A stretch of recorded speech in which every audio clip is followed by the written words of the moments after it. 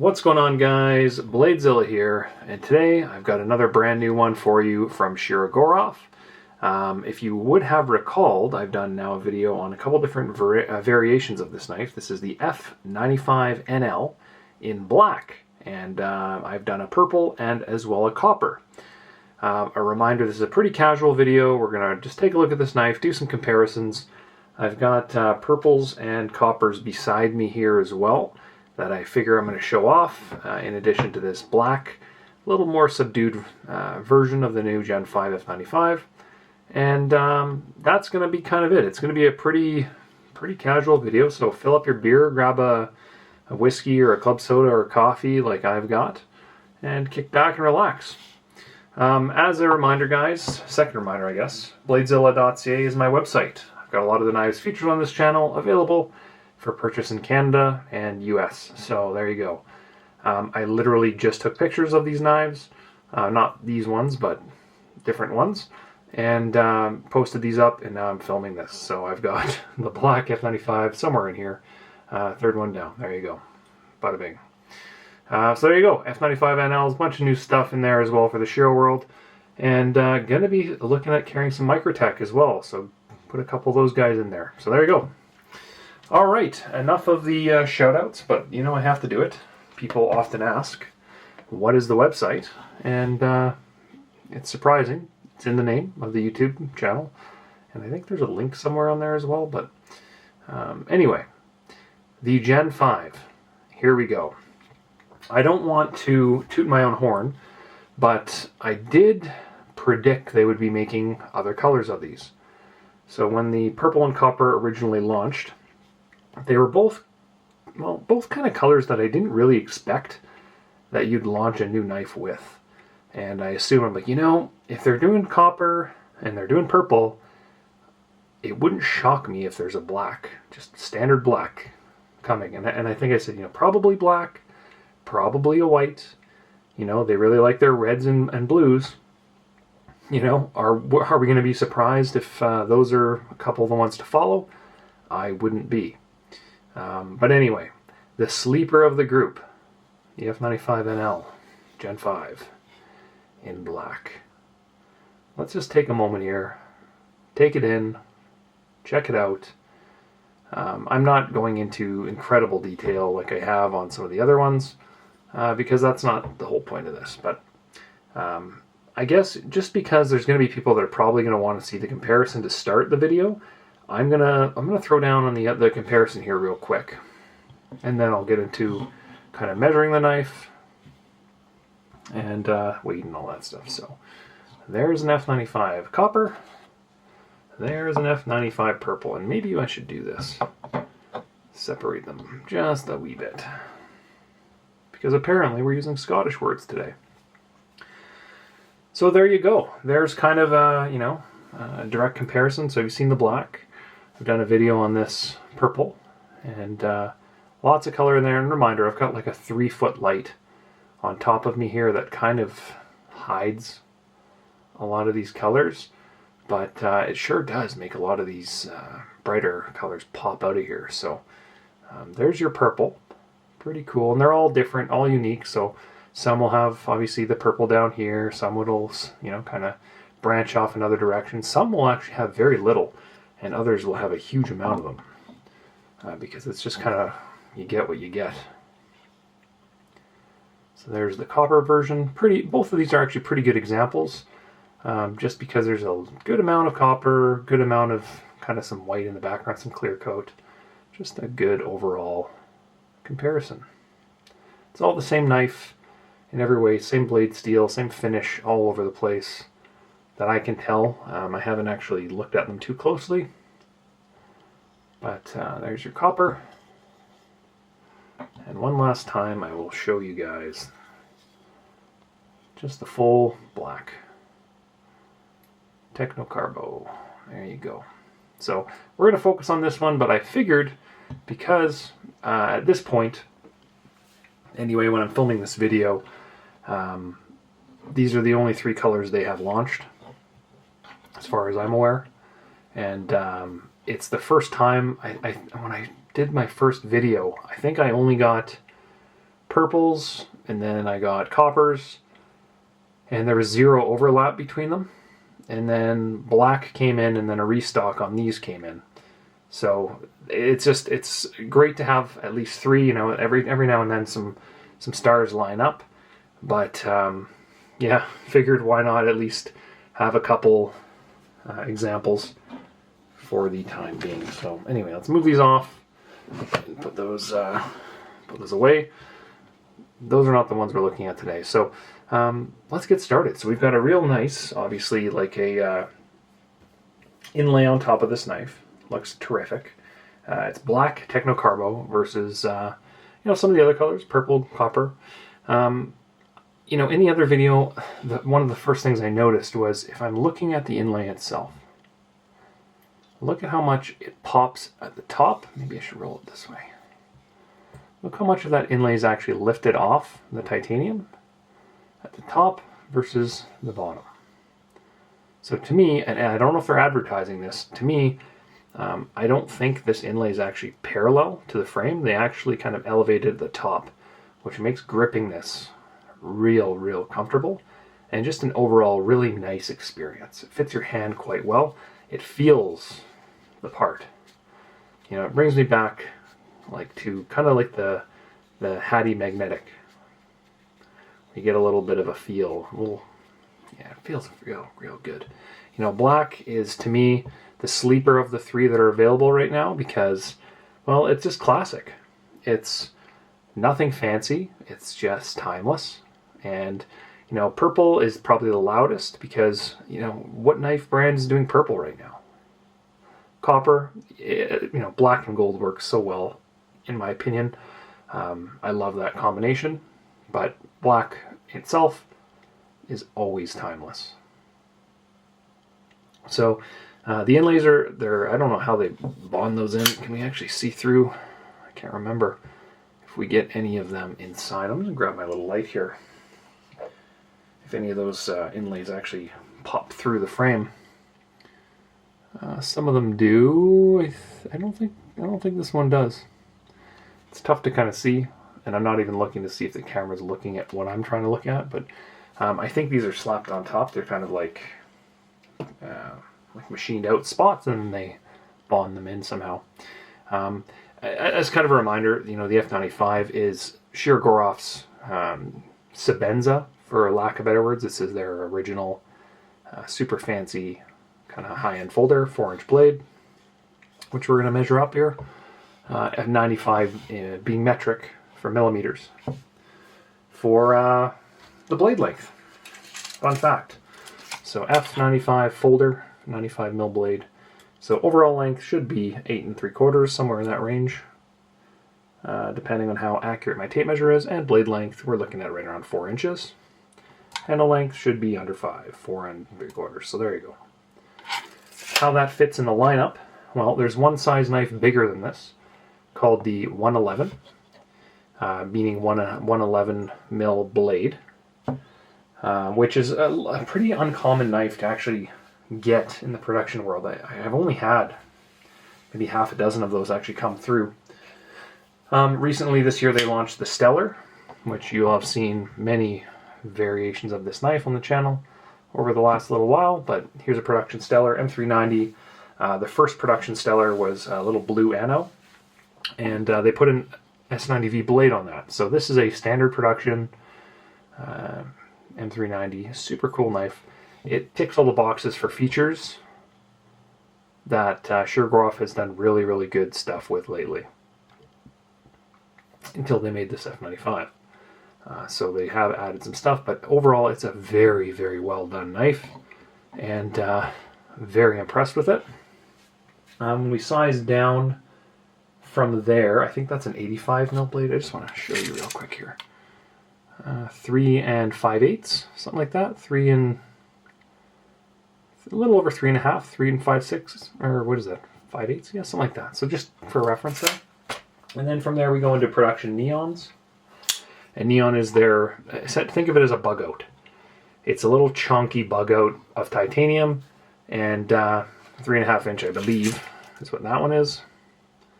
Yeah, to the end of the grind, 3 1/2 or less. So there you go. Smaller, and like I said, to me this is their bug out. It is a beautiful knife. It sounds like a bigger knife than it is until you put it in your hand. And if I reorder these knives in the opposite direction, it usually shows the sizing a little bit better. If you guys know the F95 size, try to line them up at the pivot, and then maybe that should give you a better, just an overall feel of the sizing of these. But these are the three sizes. Now there are variances of each. F95, they throw a carbon scale on the front and they call it a hattie, which is this knife here. You'll have seen my blue hattie on a lot of videos. Same thing. This is I guess the older style, right? Thicker blade, etc. But it is essentially the same knife, just with a carbon scale. They do the same thing on the Neon, and they call it a Hattion. And they do that, like for example, here's a custom vision Hattion, which is a Neon, just with a front carbon scale and a fancier version. From there, the Stellar is, like I said, the new model. I would expect at some point in the next year or so, there's going to be the Stellaris production knife, Stellaris being carbon as well. And then, what have I missed? Neon, Hattion, Stellar, Stellaris, F95, Hattie, and then there's the Quantium, which is kind of a lower end, or entry-level version of a Quantum, which is a sister to the F95, just different design in the flipper. But it is a G10 front scale version of a Quantum. Super cool knife as well, and I've shown a number of these on some videos lately, because I think just last week I posted the Quantum Ursus Blackwood video. If my scheduling is correct, that should have come out before this one, and I will have compared a bunch of Quantums. And then from there, there's also an F3, which is a full size, but it is not a frame lock, it is a liner lock. Super cool. And then there's F3NS, which is kind of the higher end version. It's a little, once you kind of use the language enough, it's really not that difficult to understand, but I get it. When it's up front, it seems to be a lot for people to pick up on. But it's not bad. It's really not. From a Quantum perspective, like I said, we have, here's a custom vision blue, just for showing what the Quantum design is a little bit different. And then I showed you the Neon, and why don't we mix it up, throw a Kami up there. I haven't shown that knife in a while. There's your Kami. It's kind of a stellar size, super cool, asymmetric grind as well. I'll have shown this probably 5,000 times on the channel, or like 3, but whatever. And what's cool about this knife, S110V, but check out that blade. So look at the grind on it as I flip it over. How cool is that? Real fancy knife. I really like this one. Bit of a sleeper. Getting a little harder to find that knife too. And I will show you this, guys. This is a F95 Custom Division NL. I have done a video on this knife as well. So this exact knife has a video. Just to kind of show you the differences, like this is a 2017-ish model, and originally dated as well. So the Custom Division knives, they tend to be date and year stamped, and this guy was from the, they would just count up. So predating that, which is pretty cool. But basically what I'm just trying to show you here is, this is an old school F95, this is the new school production F95. If we look at the design language itself, look at the swooping on the frame with the nice curl on the bottom. Look at how the front handle is curved around the pivot. There's usually some design elements up here and down here on both, right? But they're not that different. You're talking $1,100, and you're talking, depending on the model of the Custom Vision, you're talking anywhere from $3,000 to $4,000 plus US. So there's a lot going on under the hood in the design, and I think that's why you're starting to see people really appreciate these high-end production pieces more and more, because you can use them, abuse them, and you're not going to lose thousands of dollars. But for the ultimate collection, there's really no comparison to the real deal. And you get the custom division or full custom, which are just, anyway, another conversation we're not here to talk about today. So I guess let's look at this and go through this as if you're seeing this knife for the first time and you haven't watched the purple video or the copper video. So let's go through this. So off the hop, we've got a nice big drop point on this. M390, which should be labeled on this side, on the back here. There we go, M390 steel. Pretty standard blade. I like this new design element where they kind of give it like a fighter jet kind of cockpit vibe to it, which looks amazing, terrific, in fact. These are all hand ground blades, and the way I have seen that the most is by actually seeing, because I've had so many Shirogorovs come through my hands, and a lot of the times like this, the same model, and a lot of the time you can tell the difference that it's hand ground just because the gap between the tip and the back spacer is different on all of them. Not by much, but they are different. Versus Ursus in the Quantum line, those are machine ground blades. So when you have a handmade, hand ground knife, they're never perfect. They're perfect to an eye, somebody's eye. But I'm telling you, they're about as close to perfect as you're going to get in a handmade, hand-ground production knife. They're truly some of the best, and at this price point, I will put it up against anything on the market, and it holds its own. Okay, so M390 blade, the change on the new version, they thinned up the blade stock quite significantly, and I'm going to grab that Hattie because that's as thick as the old one. So if we look at this here, so if we're looking at the blade stock thickness of the Hattie versus the F95, and remember, these are essentially the same knife. Design-wise, steel-wise, just an updated versus, I guess, last year's model. They haven't done a revision of this, but I would expect it to follow in a year or so. But the main thing here, so like I said, look at the difference in the blade steel itself. Quite a bit thinner. And in a production environment, to thin up a blade, and to do that at a production level is actually very difficult. Okay, so that's one thing. So I'll put that Hattie away and not cut myself off camera. But we've gone down to, I can't remember if it's 3 mil or 3.5 mil. It could be 3. It's very thin. They obviously changed up the jimping. Quite nice, very fitting as well, and it matches the back spacer quite nicely as well, which is a nice touch. I've always liked that, and I'll try to get both in frame here.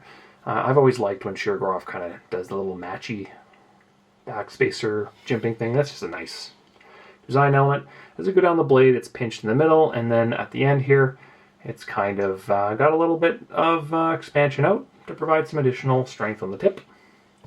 It's running on Shirogorov's multi-row bearings, which is their, I guess it's kind of becoming their norm. On a lot of their bearings, because up until now there's been options for single row bearings, but I'm starting to see them kind of be phased out a little bit in favor of the multi-row bearings. And if you're new to Shiro, single row bearings are essentially, if you're looking at bearing track, you're putting the balls in a circle like you'd think a standard ball bearing. Multi-row bearings are the same bearing track but drilled out with 3 balls in a row, depending. Some models are 2. But 3 bearings in a row in a fan kind of pattern around a circle. Gotcha. And, you know, it just provides a little bit more blade stability side to side, spreading the load out and creating this amazing, incredible smooth action, which is just untouchable. So multi-row bearings, it's usually written on the inside of the knife up here somewhere. I don't have my little light. Let me grab it here. It's usually stamped on the inside, and I can't remember if it was or not on this, but on the inside of that flipper tab, it should say like MRBS, like right here somewhere. Hopefully you see that. Hopefully my camera can actually focus. Yeah, MRBS, super cool. So it says that inside. As we kind of work our way to the back, Shiro used to put a bear up here on the blade, and now they're starting to put it on the back, which is awesome because for me, I love having that bear. It's a nice little badge of honor. As well, it's off the cutting edge. So I really dig having that on the back. And there's been a few knives that they've actually started doing that with, obviously the Stellar being one of them. And I'll grab that right here. to show you that. So, Shiro Bear on the handle. I love that design feature. I think that they need to do that on all of them. From there, we go to the back spacer, which is just a nice, I guess like a tumbled titanium back spacer on this. In conjunction with the high-end steel, they tend to do full tie. And then as you go up in model level, they change that up. Some have Zerk, some have all kinds of cool stuff. But on the lower end is either standoff, a back spacer of like G10. I'm going to put this away because I'm going to hurt myself. The lanyard hole is built in nicely on the back of the knife as well. And that's a nice touch because from a side perspective, you know, on the Stellar, it's always a bit of an eyesore. And I get it. Sorry, my email's going crazy. I just mute that, sorry. You know, some people complain that there's a hole in the knife and blah, blah, blah. It's an eyesore. Anyway, on the newer models, and just most F95s in general, they tend to kind of build that in very, very nicely for that lanyard hole to be hidden. So I think it looks really sharp. Pun intended. Obviously the blade's centered like nothing you'll ever get. It's just beautifully well made. We've got skeletonization on the inside of this bad boy, which brings the overall weight down. I think it was like 4.3-ish, 4.5. I can't remember. I'm not going to weigh it, but it's about the same as the others. But skeletonized, which is should make for some good balance, usually. There you go. I'm holding it just behind the pivot, and it's perfectly centered. Very, very comfortable. And Shiro, they know what they're doing. All the rounded edges around the frame. The milling on this is just incredible as well, and I feel like it's just getting tighter and tighter. That's what she said. Very, very nice. Both sides, on both sides of the frame as well as on the handles itself. Same standard. And then the clip is where it just gets banana lands because underneath here is a work of art. That clip is attached internally instead of externally. So you've got to open this guy up using a Shiro tool and to adjust that. So beautifully done. It rests on the frame itself versus the lock bar. So when you're holding this and you're, put pressure on the clip itself, all that pressure transfers to the frame versus the lock bar via that clip. The inlay itself flows kind of underneath and is machined underneath the clip.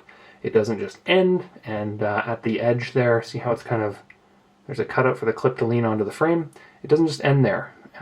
The inlay goes right underneath everything, which is good because as your jeans or your dress pants or your hooping shorts go up and down on that clip, you're not going to end up pulling that inlay off over time, which is a nice detail and something that's well thought out. Another little detail, look at the pivot. Okay, there's plenty of room here for that to be tapped in there without putting this little bulge into the frame. But they figure, hey, that's an area of strength that we need to reinforce, so we're going to utilize our tooling and go with our design. So it's details like that you don't see everywhere, and it's obviously duplicated on the other side there. Same thing. Well thought out. The flats on this are kind of like a stone wash so that it's going to obviously get a nice bright punch when it's new, but as it wears in, it's just going to shine and just look real nice and not show all the, like a flat black wear that you get on something like that. I guess you could say, you're looking at this now from the top down and going, well, why doesn't this backspacer go up all the way? I don't know. I'm sure there's a reason for it. You can kind of see it's like sunk down a little bit. It could be assembly, but it's just what they do. Okay. Behind the flipper tab, you'll see as I flip it open here, I'm trying not to hit the knife into the board. There we go. So as you open that flipper tab, come on, they've beveled both sides of it. See what I'm saying? So as your finger rides down, it's just nice and smooth overall. Jimping is very smooth, controlled, comfortable. Big pins, just a solid, well-made knife. The lockup is nice and precise. Pretty, like, I'd say light lockup compared to like a Chris Reeves. But you have the lock bar insert there, which a lot of people think it's from a replacement perspective. You want to be able to replace it over time as you use it and wear it, but from my perspective, it's tuning the two materials between M390 on the blade or S90V or MagnaCut or whatever, and a titanium frame. You want to put a material in there that's kind of, I'm guessing, softer than both, so it wears before the other hard parts do, and then you replace that. It's replaceable via right there, Torx. It's probably T8, 10, something like that, and doubles as an over travel stop. Over travel meaning the frame, from the factory, they bend it in so it sits in a sweet spot, and if you were bending this frame back the other direction too far, it would get rid of that bend. So they put an over travel stop, which looks like the root of a tooth that hangs down from this lock bar insert, which prevents this from pushing over past the frame. No, I do not recommend testing that, because why would you do that? The lock bar itself, as you can see, is set higher than the other side of the frame, which is probably my favorite feature of this F95. The Hattie, a number of designs, and it sure does this in a lot of them. So as I roll the knife, you can see how the beveled lock bar just sticks up right here. So it's really easy to find, really comfortable, ergonomic. It's just a beautiful, beautifully well done. It drops shut like no tomorrow, and the technology in this is as such that you can essentially put this anywhere in its blade and it's not going to drop. And I'll show you where I'm at right now. It's about as heavy as it gets, but with a little, like, it's smooth, floats. Like, that's kind of how I would describe it. It floats home. Really comfortable. You can see all the layers as well on that inlay, which is just a nice design detail. And if I'm looking to take Instagram photos, it'll be an area like that where it's perfectly imperfect, right? Where you get to see all those cool layers, and it's like looking at the grain of wood. It's just not perfect, but at the same time it is. You get those same features on the back, on that inlay there. I would love to see how they match these two up. If they're like cut from the same spot on the board, or if someone actually looks to match those up, because they're always very close. You never get like a super purple front with like a subtle back. It's always the same. The hardware is Shirogorov's own style, which is a flathead, but I recommend getting a tool for this, because depending on model, some of the hardware is titanium, some steel, and you don't want to mar it up. That's a significant purchase if you've got to repair that, because I think those kits are 80 or 100 bucks US. So you get the tool. If you're going to buy an $1,100, $1,500 knife, just get the tool. You'll have all of them. And then from there, everything else is all beveled all the way around from the factory. Really comfortable in hand. I am a extra large size hand, or glove, I guess, and it fits me beautifully well, but I've got friends that are mediums, and they have zero issues with this. But that being said, I love a neon, and I'll show you that neon as well. That's their bug out, and I fit this fine, and still have room on my hand there. Beautiful knife. This is obviously a modified neon because of the circles cut into it, but this is essentially a production Neon Zero, which I'm hoping to have more of those soon. I miss those neons. I'm hoping we get some more of those in. So, beautiful fit. I love how you can utilize the jimping, but still go down the blade if you need to. Everything's smooth and beveled around the edges, so you don't get any hot spots. The clip falls right into your hand with that angled off side here, as well as on the back. It's just a beautiful, well-made, probably my favorite knife Shirogorov does is the F95. And if you're a newbie into the Shiro world, you look at this and go, oh, it's a 4-inch blade. Yeah, it is, but it's a Shirogorov, so it's tall in the handle and thin, with a 4-inch blade that fits like almost at the end of the handle. That blade, like, they utilize every inch. That's what she said, and it just fits beautifully well. And 4-inch EDC, you wouldn't think, like, to me this is the size of most others 3.5-inch EDCs in terms of size. So like if I grab like a Sebenza, there's your large Sebenza. Okay, so if you like a large Sebenza and you're looking at this going, oh, I don't know if I can carry a 4-inch blade, like they're the same size. So, and even in wet play, I would say it might even be well, pretty similar, pretty darn close overall. Yeah. Let's take a look at this from the side as well.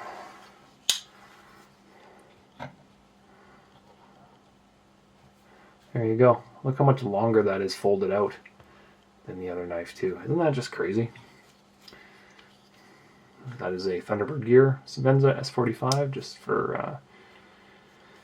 to have around as a comparison. Shout out to my guys in Canada, bringing those in. But yeah, that is your Shirogorov F95. I'm trying to think of other. I think there was a spacer, like a pin inside. The back spacer itself is floating now, which I think you can see with some gaps. If I grab this light, you should be able to see some gaps in there. Yep, which is super sick. Just tolerance-wise, that's very tough to do in a production knife. Obviously, the two different sized pins, or sorry, hardware, which is great. The internally attached clip. Just an overall super great knife. I think so many people should try out a Shiro, and you know, they should try out a go right up to one of these. Get the get the M390, or or if you're not, get an LMAX. I know they're probably going to do an LMAX or Chromax variation of this pretty soon here, and just try out an F95. Like, it's just such a winning knife. Ticks all the boxes, the right size, good ergos, and now they're adding thinner blade stock and tighter tolerances, and like it's just a thing of beauty. So I think I'm going to leave you at that. That is the F95NL Gen 5 in black. I showed you the purple, showed you the copper, and now I have showed you the black. So that is the one I'm going to be putting up here. Hopefully this will be up for Easter weekend on the Monday. So hopefully you had a great weekend, and look forward to chatting with you guys soon. All right, guys, thanks for stopping by, and talk later in the week. Peace.